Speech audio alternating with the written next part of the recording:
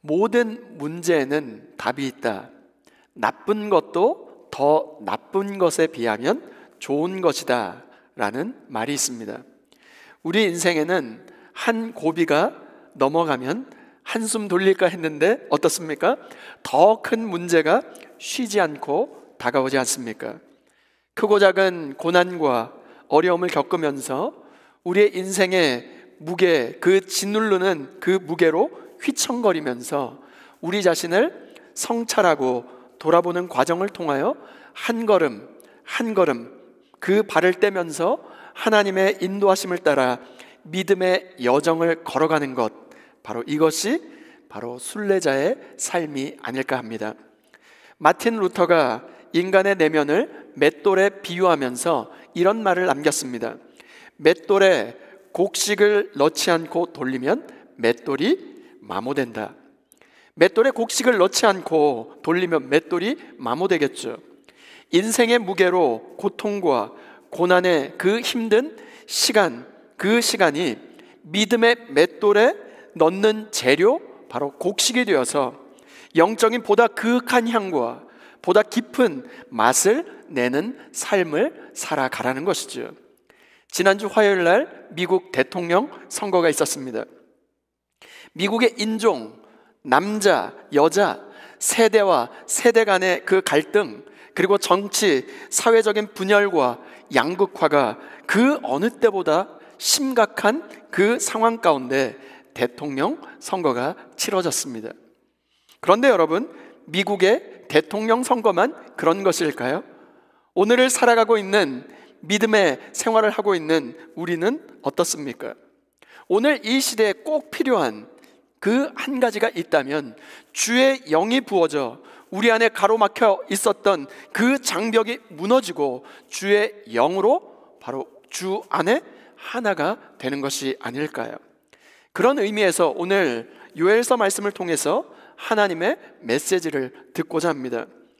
이 요엘서가 쓰여졌던 그 시대가 어떤 시대인가, 말씀을 통해서 그 알려주는 구체적인 연대 표시가 요엘서에는 없습니다.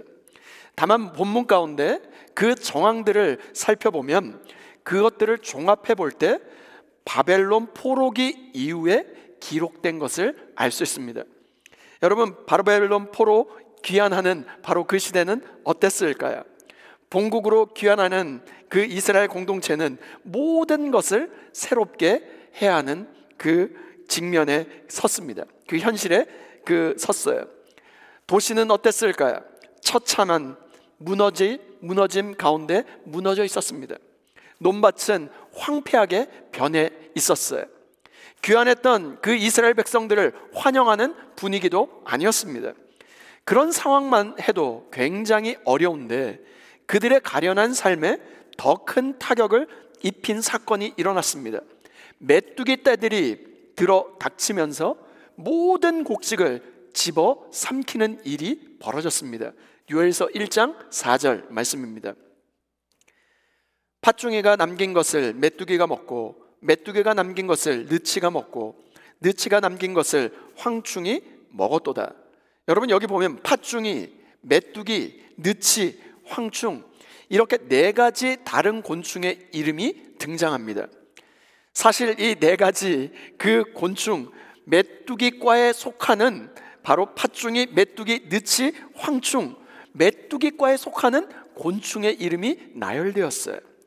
그렇다면 왜 메뚜기라고 이야기하지? 그렇게 이야기하지 않고 네 가지 다른 이름을 반복해서 사용한 이유가 무엇일까요?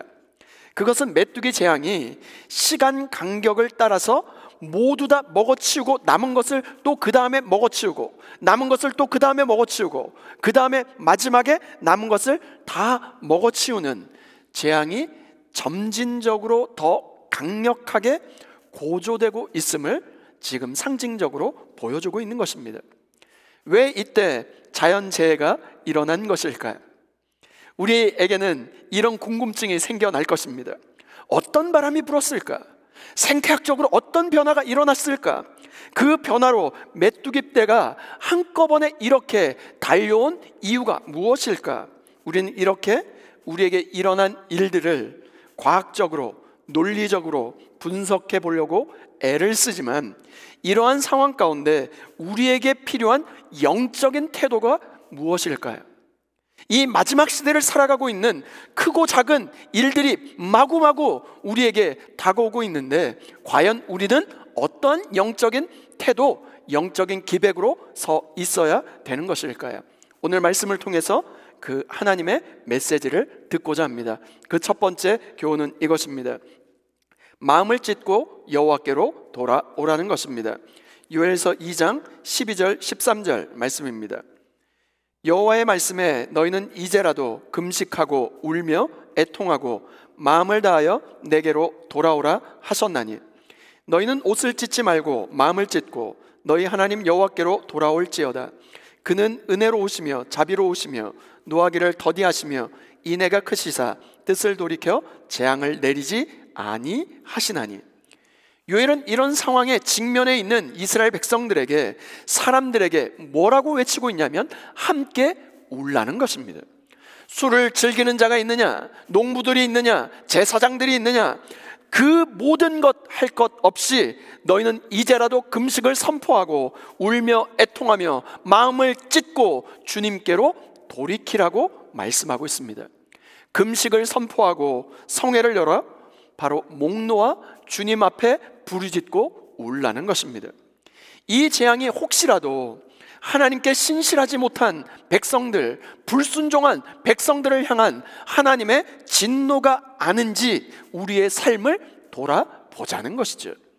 우리의 인생 가운데 불어닥친 일들, 우리가 겪은 일들을 통해서 우리가 해야 할 영적인 태도는 무엇일까요? 이 모든 것을 통하여 하나님을 향한 바른 길 찾기에 나서라는 것입니다. 중요한 것이 무엇일까요? 앞이 보이지 않는 미로 같은 인생 그 한가운데서 믿음을 잃지 않고 믿음을 가지고 하나의 중심, 바로 주님을 향하여 나아가라는 것입니다. 물론 우리에게 좋은 일도 있고 나쁜 일도 있을 수 있습니다. 그 경험들을 재료 삼아서 하나의 중심을 찾아 일관되게 나아가는 그 삶이야말로 주님께서 우리에게 요구하시는 순례자의 삶이라는 것입니다.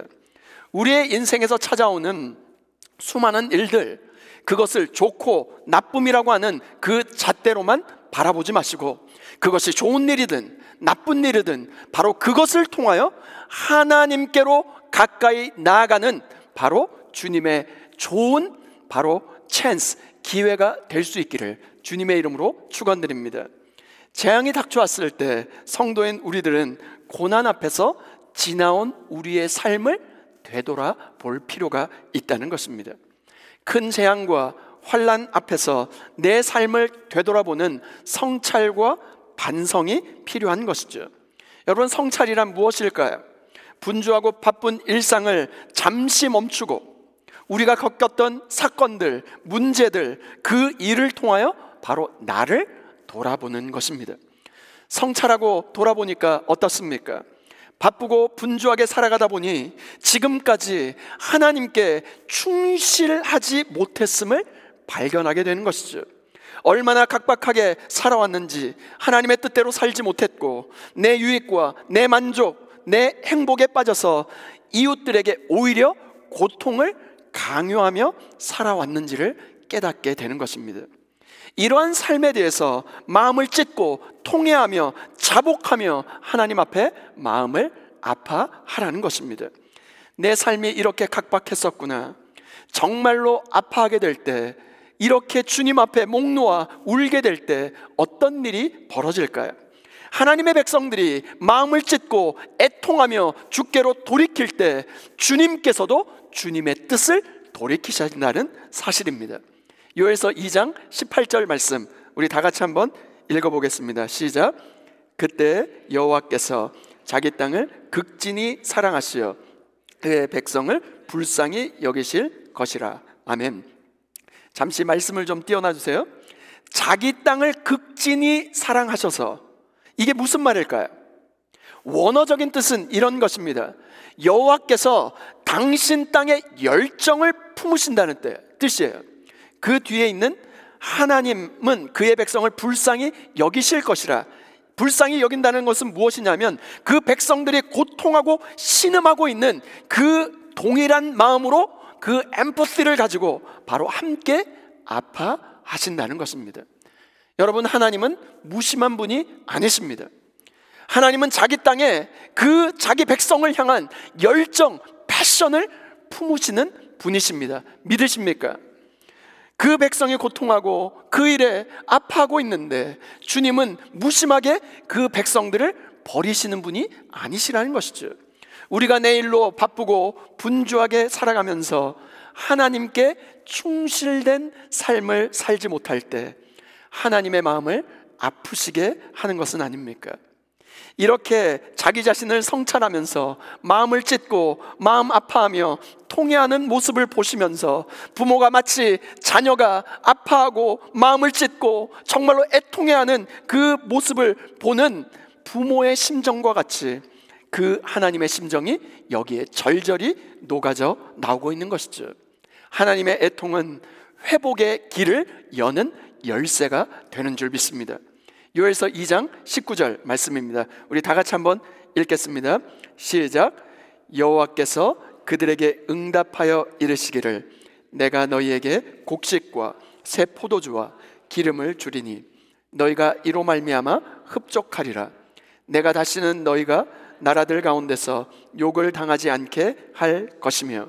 여호와 하나님께서 응답하셨습니다. 그 응답은 누구에게 응답하시는 것일까요?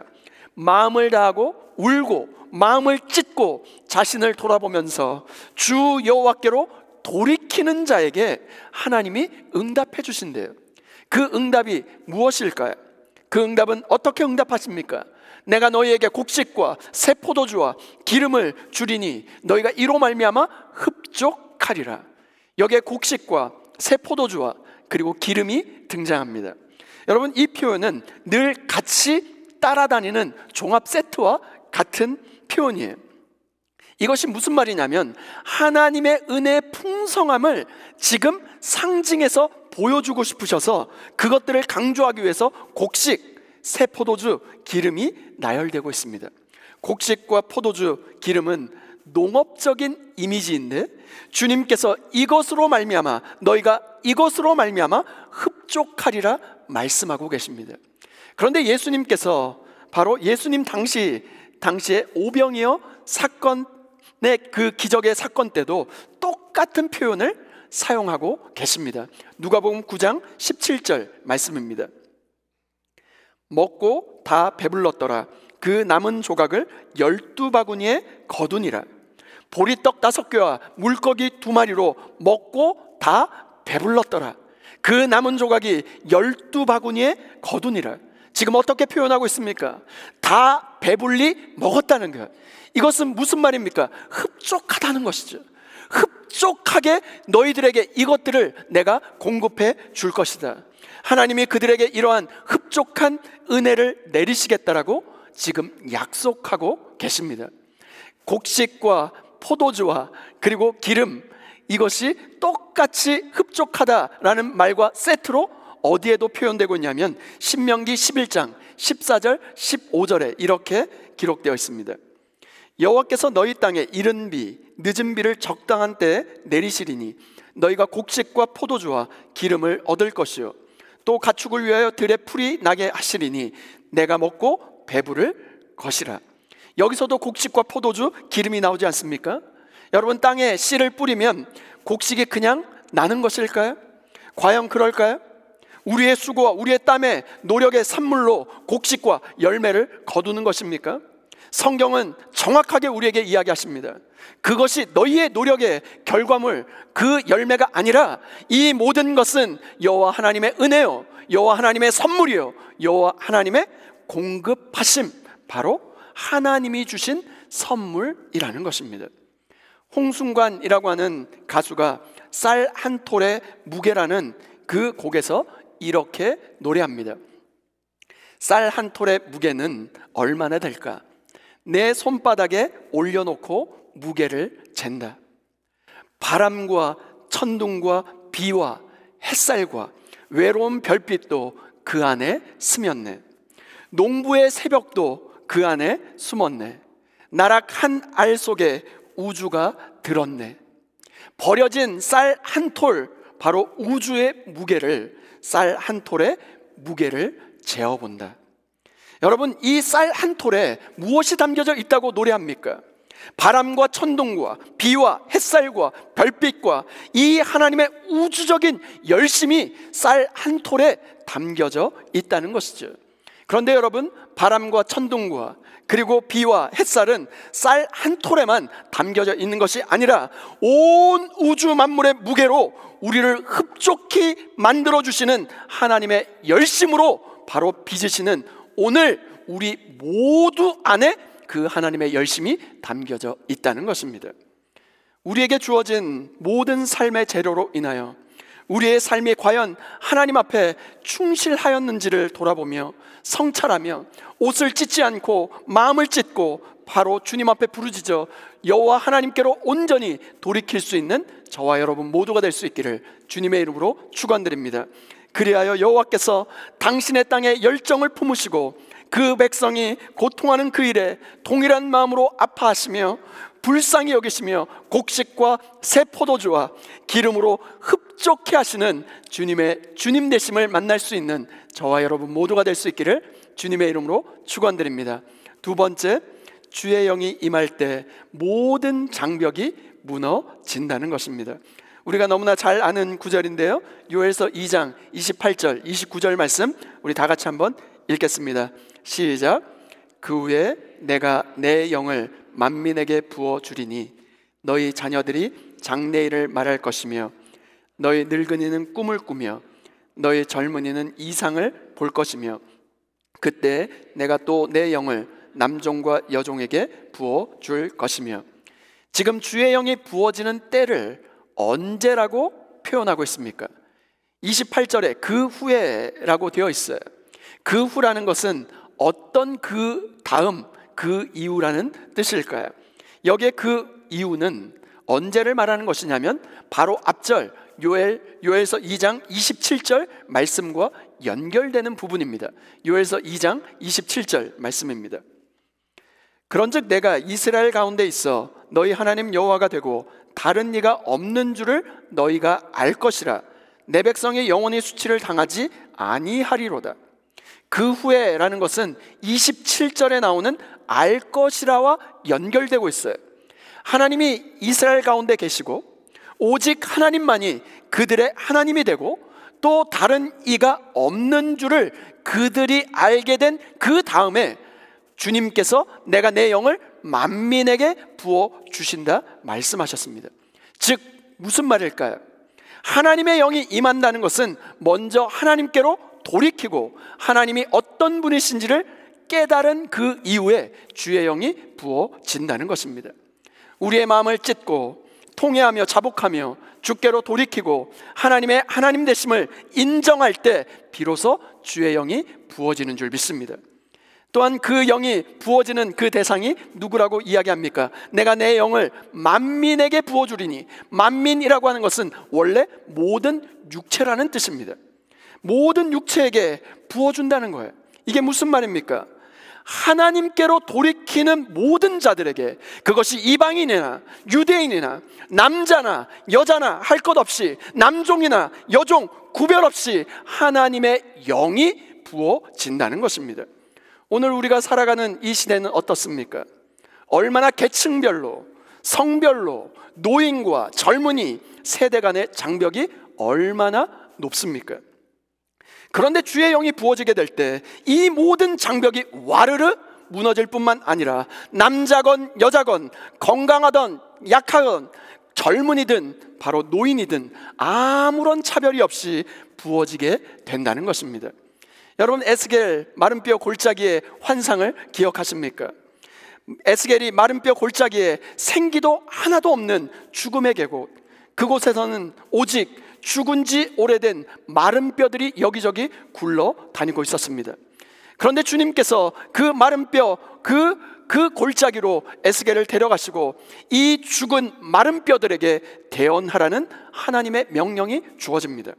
그때 생기에게 명합니다. 생기야, 사방에서부터 와서 이 죽음 당한 자들에게 불어나 살아나게 하라. 대언하자 어떤 일이 벌어졌습니까?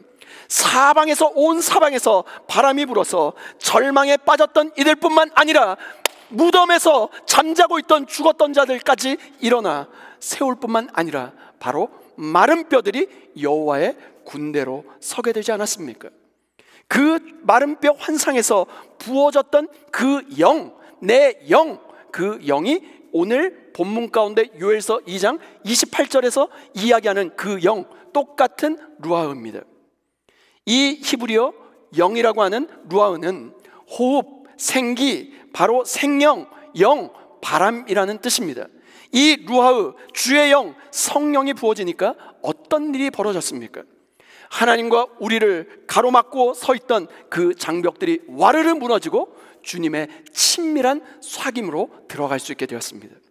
또한 우리 사이에 그 가로막혀 있었던 세대별, 계층별, 차별, 아니 서로가 서로를 낙인 찍고 있었던 모든 시대적인 그 차별의 장벽이 와르르 무너지면서 서로를 기쁨으로 환대하며 서로를 용납하고 이해하고 바로 용서하고 주 안에서 하나가 될 수 있게 된 것이죠. 오늘 요엘의 그 비전에 따르면 하나님의 영은 차별이 없이 모두에게 임하는, 바로 모든 사람에게 차별 없이 임하는 성령의 민주화가 일어난 것입니다. 여러분, 여기 아들과 딸에 대한 언급, 너희 자녀들은 이렇게 되어 있는데 영어 성경에는 your sons and your daughter 이렇게 되어 있습니다. 아들과 딸에 대한 언급은 성차별이 사라졌다는 것입니다. 늙은이와 젊은이에 대한 언급은 세대에 대한 차별이 사라졌다는 거예요. 남종과 여종에 대한 그 언급은 사회적인 신분에 대한 계층의 차별이 사라졌다는 것입니다. 여러분, 당시 사회는 어떤 사회였습니까?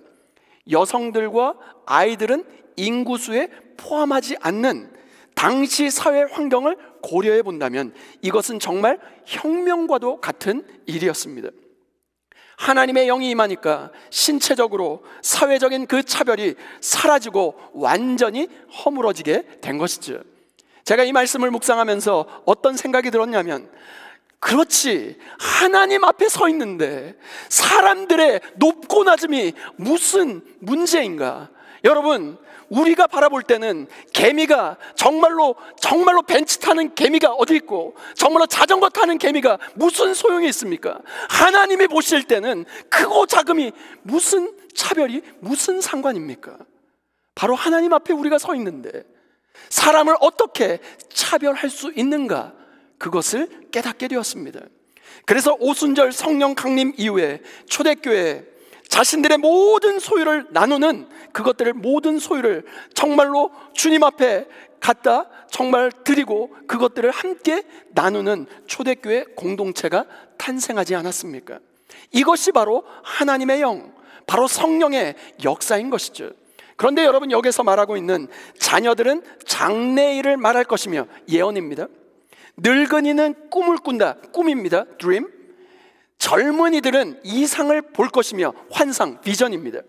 이것은 무엇을 이야기할까요? 예언, 꿈, 환상, 이 모든 것은 하나님께서 하실 엄청나게 큰 일, 하나님의 역사를 지금 바라보게 된다는 것입니다. 즉 하나님의 놀라운 통치, 하나님의 나라를 지금 눈으로 직접 목도하고 그것을 말한다는 거예요. 누가요? 늙은이가, 젊은이가, 그리고 자녀 세대들이 그것들을 말한다는 것이죠. 하나님의 영이 임하니까 자녀들, 어린 아이들이 자기들만의 소원을 말하는 것이 아니라 다가올 하나님의 역사를 지금 증거한다는 것입니다. 하나님의 영이 임하니까 청년들, 정말로 팍팍한 현실 속에서 자기 각자 살아남아야 하는, 바로 생존하기 위하여 바쁜 인생이 아니라 하나님께서 역사하시는 날에 대한 거룩한 비전을 꿈꾸고 그것을 선포한다는 것입니다. 또한 하나님의 영이 임하니까 어르신들, 나이가 많은 늙은이들은 어떻게 이야기합니까? 세상 살아보니 정말로 현실은 다르지 하면서 체념하는 것이 아니라 하나님 나라에 대한 정말로 꿈을 꾸고 소망하는, 바로 희망을 가지게 된다는 것입니다. 그런데 여러분, 성령이 부어지기까지 오랜 기다림이 필요했다는 사실을 아십니까? 지금까지 요엘은 무시무시한 재앙을 선포했습니다. 이런 재앙들을 다 당하고서도 이스라엘 백성들이 살아남을 수 있을까 싶을 정도로 무서운 재앙이 반복될 것을 예언하고 있습니다. 하나님께서 이러한 무서운 재앙을 거듭해서 내리시는 이유와 목적이 무엇일까요? 이스라엘 백성들로 하여금 오로지 하나님만을 소망하게 하기 위해서, 그래서 하나님이 주실 것을 정말로 애타게 소망하며 기다리게 하기 위함이 아니었을까요? 여러분, 가장 맛있는 밥이 언제 먹는 밥입니까? 시장이 반찬이라고 가장 배고플 때 갓 지은 밥이 가장 이 세상에서 맛있지 않습니까? 가장 놀라운 하나님의 은혜가 언제 체험될까요? 하나님의 은혜가 정말로 가장 깊은 은혜를 언제 체험하게 될까요? 이처럼 애타게 사모하고 기다릴 때 하나님의 은혜가 갑절의 은혜로 부어질 줄 믿습니다. 하나님께서 은혜를 주실 때 그냥 주지 않습니다. 그냥 주시면 그 은혜가 얼마나 값진지를 모르기 때문이죠. 사업이 잘 될 때 은혜를 주시면 좋겠지만, 그러면 어떻게 됩니까? 사업이 잘 돼서 기쁜 것인지, 이것이 성령이 임해서 기쁜 것인지 분간이 가지 않습니다. 사람들에게 인정을 받을 때 성령이 임하면 사람들이 인정해줘서 기뻐하는 것인지, 성령이 부어져서 기쁜 것인지 구분이 안 되는 것이죠. 그래서 하나님께서 가장 좋은 것을 주시기 전에 우리를 충분히 낮추십니다. 실패하기도 하고, 건강에 갑자기 정말로 건강했던 몸이 갑자기 병이 들어 오랜 기간 고생하기도 하고, 실패와 좌절과 낙심하면서 바로 그때 우리의 참 모습을 보게 되는 것이죠. 내가 꽤 잘난 사람인 줄 알았는데 사실은 그렇지 않구나. 마음만 먹으면 못할 일이 없을 줄 알았는데 정말 나는 아무것도 아닌 존재구나. 그러면서 내 죄를 보면서 통회하며 주께로 돌이키며, 주님, 그렇습니다, 주님 외에는 다른 분이 아무도 없습니다, 그것을 깨닫는 것이죠. 그 순간 주님께서 주의 영을 부어주시기 시작합니다. 주의 영이 부어지면 어떤 일이 벌어질까요? 안 된다, 안 된다, 정말로 절망이다, 낙심이다, 주저앉아 있었던 큰 산 같은 장벽들이, 우리 안에 놓여져 있는 보이지 않는 그 장벽들이 와르르 무너지며 주님의 깊은 영의 임재로 말미암아 주님의 비전을 보고 주님의 성령의 큰 역사를 바라보게 하실 줄 믿습니다. 우리 다 함께 따라해 보실까요? 마음을 찢고 여호와께로 돌아오라. 주의 영이 임할 때 모든 장벽이 무너진다. 모든 문제에는 답이 있습니다. 나쁜 것도 더 나쁜 것에 비하면 좋은 것입니다. 우리의 삶의 크고 작은 인생의 무게와 그 경험들을 통해서 우리의 유일한 해답 되시는 주님 앞에서 우리의 삶을 성찰하며 우리의 마음을 찢고 여호와께로 온전히 돌이킬 수 있기를 주님의 이름으로 축원드립니다. 맷돌에 곡식을 넣지 않고 돌리면 맷돌이 마모되게 되어 있어요. 주님이 손잡이를 잡습니다. 주님이 손잡이를 잡고 돌리시는 이 거대한 우주 만물의 맷돌에 주의 영이 부어지기 시작하면 어떤 일이 벌어질까요? 우리의 삶이 그 속으로 빨려 들어갑니다. 우리 안에 있었던 미움, 다툼, 시기, 질투, 정말로 무너지지 않았던 그 차별의 장벽들이 와르르 무너지게 될 줄 믿습니다. 성령이 부어지게 되면 도대체 어떤 일이 벌어질까요? 성령이 임하시면 내 죄에 대해 민감해지면서 굉장히 주님 앞에 애통하는 마음이 일어나기 시작합니다. 전에는 죄라고 인식하지 못했는데 이제는 죄가 죄로 인식되니까 그것이 얼마나 가증한 것인지 깨닫고 통회하며 자복하며 주님 앞에 회개하게 되는 것이죠. 성령이 부어질 때 질병이 치료되고 가난의 문제가 해결되고 억압이 풀리게 될 것입니다. 그러나 무엇보다도 중요한 것은 꿈과 환상과 예언을 통하여 하나님 나라의 역사를 내 입술로, 내 삶으로 선포하기 시작하게 될 것입니다. 우리가 가지고 있었던 무지의 사슬이 바로 그 자리에서 풀리게 됩니다. 진리를 깨닫지 못하기 때문에 과거에 매인 채 살아가고, 그것을 깨닫지 못하기 때문에 정말로 미신과 세상의 종노릇하며 살아가고 있지는 않았습니까? 오늘도 수많은 사람들이 죄를 먹고 마시며 그것이 참된 기쁨인 줄 알고 그것이 행복인 줄 알고 살아갑니다. 여러분, 세상에 있는 미신을 믿으면 불안이 줄어든다 생각하십니까? 사실은 그 미신을 믿기 시작하면 점점 더 불안이 증폭되는 것을 아십니까? 진리의 빛이 강하게 비치면 비출수록 우리는 아무것도 두려워할 필요가 없습니다. 왜요? 오늘 우리가 가장 두려워하는 것이 무엇입니까? 미래가 불안정하고 불확실하니까 미래를 두려워하죠. 그런데 주의 영이 부어져 우리에게 진리의 빛이 강렬하게 비치면 어떤 일이 발생합니까?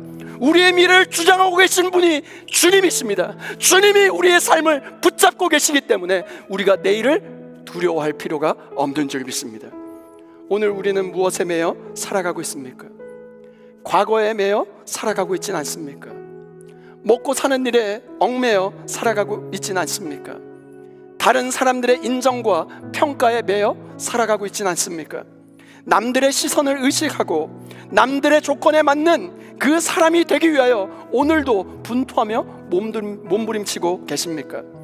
가족의 기대에 매여 있고 성공과 야망에 매여 있지는 않습니까? 오늘 우리 모두는 어쩌면 수많은 보이지 않는 이 사슬에 매여 살아가고 있는지도 모릅니다. 그러나 주의 영이 부어지면 어떻습니까? 이 모든 사슬, 이 모든 장벽이 와르르 한순간에 무너지게 되는 줄 믿습니다. 지금까지 어떻게 살아오셨습니까? 과거에 어느 사건과 문제에 매여 살아오고 있지는 않습니까? 이 소중한 인생에 남을 원망하며 불평하며 신세 한탄하며 살아가고 있지는 않습니까? 오늘 우리는 놀라운 시대에 살아가고 있습니다. 예수의 이름만 부르기만 하면 이 모든 죄의 사슬이 끊어져 나가는 성령의 시대를 살아가고 있습니다. 요엘서 2장 32절에는 누구든지 여호와의 이름을 부르는 자는 구원을 얻으리니 말씀하고 있습니다. 오늘 우리에게 필요한 것은 더 강렬한 빛, 주님의 영광의 빛이 비추어지는 것입니다. 물질이 우리를 바꾸지 못합니다. 소유와 성공이 우리를 바꾸지 못합니다. 사람들의 인정과 평판이 우리를 바꾸지 못합니다. 우리의 삶 구석구석에 성령의 새바람이 불 때, 주님의 영이 임할 때, 우리의 모든 죄된 것을 몰아내기 시작할 때 우리는 더 이상 다른 사람을 차별하거나 서로를 낙인 찍는 세상에서 그 모든 얽매인 사슬이 풀어져 주 안에서 자유함을 얻게 되는 줄 믿으시면 아멘 하시길 바랍니다. 오늘 우리가 가지고 있는 보이지 않는 장벽은 무엇입니까? 이 땅을 살아가면서 하나님이 일하시는 것이 보이지 않을 만큼 막막하고 어둡고 절망적인 현실에 휩싸여 살아가고 계십니까? 그러나 오늘 주님께서 우리에게 꿈꾸고 계십니다. 우리에게 소망의 메시지를 던지고 계십니다. 무엇을요? 하나님의 영이 부어지면, 성령의 새바람이 불면 막막하고 답답하고 절망과 좌절과 정말로 아무런 미래가 없다라고 쓰러져 있느냐? 눈을 뜨고 보아라. 내가 여기에 있다. 너에게 지금 소망을 주고 있는 하나님의 놀라운 역사, 하나님의 새 역사, 바로 눈을 떠 하나님의 역사, 하나님의 여전히 일하고 있음을 환상과 비전과 꿈을 꾸며 주님을 선포할 수 있는 저와 여러분 모두가 될 수 있기를 주님의 이름으로 축원드립니다. 그래서 주의 영으로 우리 안에 보이지 않는 장벽들이 무너지고 막힌 담들이 허물어지며 새로운 꿈을 꾸기 시작할 수 있기를 소원합니다. 하나님이 행하실 일을 기대하며 하나님 나라가 이 땅에 이루어짐을 소망하며 하나님 나라의 미래를 내다볼 수 있기를 소원합니다. 내가 내 영을 만민에게 부어주리니 주의 영이 부어져 이 놀라운 하나님 나라의 예언과 환상과 꿈을 꾸며 성령의 역사에 쓰임받을 수 있는 저와 여러분 모두가 될 수 있기를 주님의 이름으로 축원드립니다.